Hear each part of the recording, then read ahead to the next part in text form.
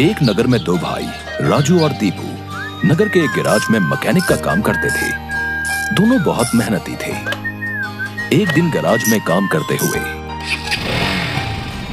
भाई मैं सोच रहा था अगर हम ऐसे ही काम करते रहे तो एक दिन अपना एक गैराज खोल लेंगे और फिर जल्दी ही दूसरा और फिर तीसरा और जल्दी ही हर शहर में अपना एक गैराज होगा। ये कहने के बाद दोनों राजू और दीपू अपना काम बंद करके मुस्कुराते हुए ऊपर की ओर देखते हुए अपने ख्यालों में खो जाते हैं। सपने में राजू और दीपू अपने नए गैराज के उद्घाटन की रिबन काट रहे हैं।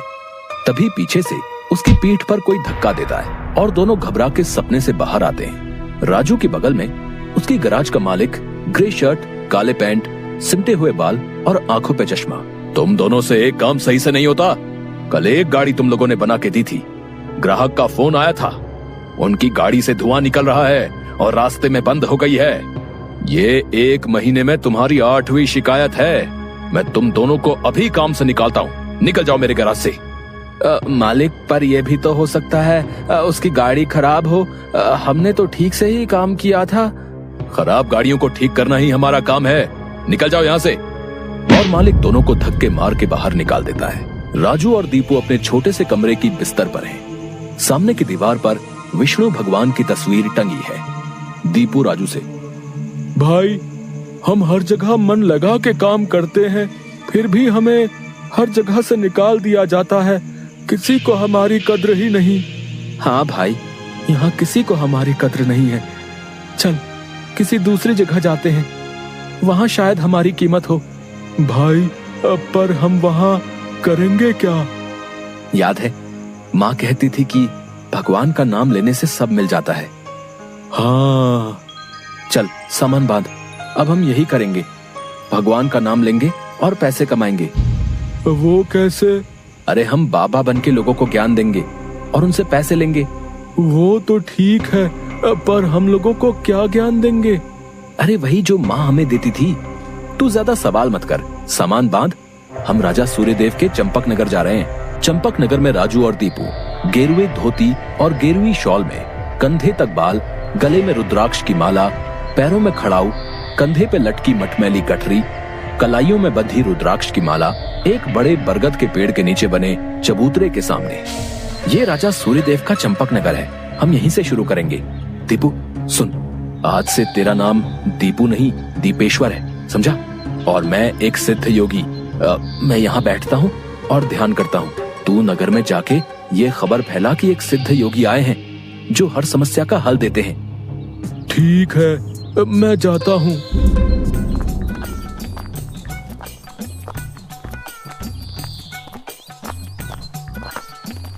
भाई हमारे सिद्ध बाबा जी के लिए कुछ दान दो। ये कौन से बाबा हैं और कहाँ हैं? बड़े सिद्ध बाबा हैं, उनके पास हर समस्या का हल है। नगर के बाहर जो बड़ा बरगद का पेड़ है ना, वहाँ ठहरे हुए हैं।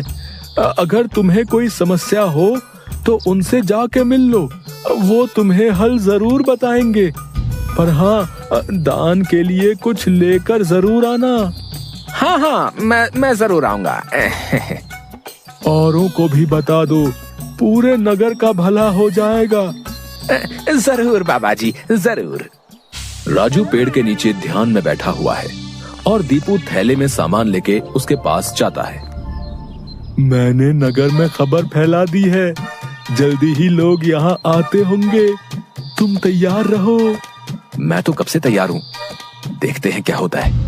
राजू फिर से ध्यान में बैठ जाता है। तभी नगर के लोग वहाँ आने लगते हैं और हाथ जोड़ के नीचे बैठे हैं। बाबा, हमारा काम नहीं चल रहा, कृपा करें। आप जो भी दान के लिए लाए हैं बाबा के चरणों में रखें और बाबा से गुरु मंत्र लें। दुकानदार राजू के पास पैसे रखता है और हाथ जोड़कर खड़ा हो जाता है।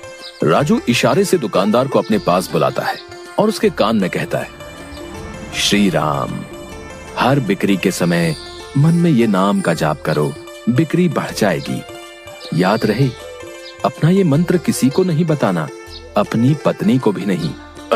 जैसी आपकी आज्ञा बाबा जी। महाराज, आप राजकुमारी के लिए एक योग्य वर तलाश रहे थे। हमारे गांव में एक सिद्ध योगी आए हैं जो तेजवान हैं और राजकुमारी के लिए एकदम श्रेष्ठ हैं। गुरुदेव, मुझे आपके चयन पर पूरा विश्वास है। अगर आपने चुना है तो वो राजकुमारी के लिए अवश्य ही उत्तम होगा। सोने जवाहरात और अनेक उपहार लाओ। हम अभी उन महान योगी के पास जाएंगे और उनसे राजकुमारी से विवाह करने का आग्रह करेंगे। हे तपस्वी, मैंने आपके बारे में जो सुना था, आप उतने ही तेजस्वी हैं। मेरा आग्रह स्वीकार करें। राजू ध्यान से आंख खोलकर राजा को देखते हुए, जी महाराज, कहिए क्या परेशानी है आपको? मेरी इच्छा है कि आप मेरी पुत्री से विवाह करें और ये उपहार स्वीकार करें। राजू काफी देर तक उपहार में लाए सोने चांदी और अनेक वस्त्र और उपहारों को देखता है, फिर राजा की ओर मुड़ता है। महाराज, मैं तो एक सन्यासी हूँ, मुझे इन सब से क्या लेना? मुझे क्षमा करें, मैं आपकी बात नहीं मान सकता। दीपू चौंकते हुए राजू को देखता है। मैंने जो सुना था, आप उससे भी महान हैं। मुझे क्षमा करें यदि मैंने आपका अनादर किया हो। आप जब तक यहाँ हैं, मैं कोशिश करूंगा आपको कोई दिक्कत ना हो। और राजा सूर्यदेव को प्रणाम करके वापस चले जाते हैं। अरे राजू, ये क्या कर दिया तुमने? इतना अच्छा मौका हाथ से जाने दिया। अरे राज करते हम लोग। राज, तुम्हें ये क्या हो गया है? मैं यही सोच रहा था, लेकिन फिर मैंने सोचा कि इतने दिनों से ईश्वर का नाम लेते लेते इतना तो समझ आ गया है कि ईश्वर के नाम अमृत में ऐसा क्या है जो मीरा सारा राजसी ठाट छोड़कर वैरागन बन गई। क्यों प्रहलाद ने अपने पिता की इतनी यातनाएं सही? मुझे भी राम नाम का धन मिल गया है जिसके आगे इस दुनिया का सारा धन फीका है। मुझे ये सब नहीं पता। हम यहाँ पैसे कमाने आए थे, ना कि साधु बनने। मैं चला, मैं अकेले ही सब संभाल लूंगा। तुम्हें जो ठीक लगे करो, पर अगर किसी मुसीबत में फंस जाओ, पूरी श्रद्धा से ईश्वर का नाम लेना, तुम्हारी मुसीबत दूर हो जाएगी। तुम्हारा दिमाग खराब हो गया है। इतनी आसानी से मुसीबत दूर होती तो सभी खुश होते।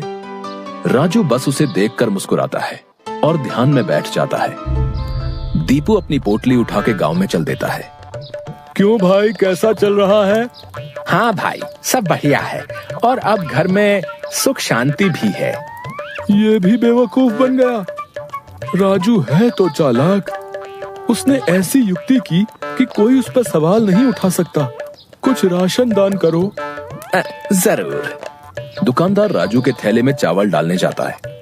तभी दीपू, ये क्या दे रहे हो? इतनी मिठाइयाँ और मेवे तुम्हारी दुकान में है और तुम ये कच्चे चावल दे रहे हो? इनमें से कुछ दो। पर बाबा तो ये सब नहीं कहते। तुम्हें क्या करना है? जितना कह रहा हूँ वो करो। दीपू आगे जाता है और जोहरी की दुकान में दुकानदार से, और भाई जोहरी, कैसी चल रही है दुकानदारी? बाबा की कृपा से सब बढ़िया चल रहा है। कहिए क्या सेवा करूं?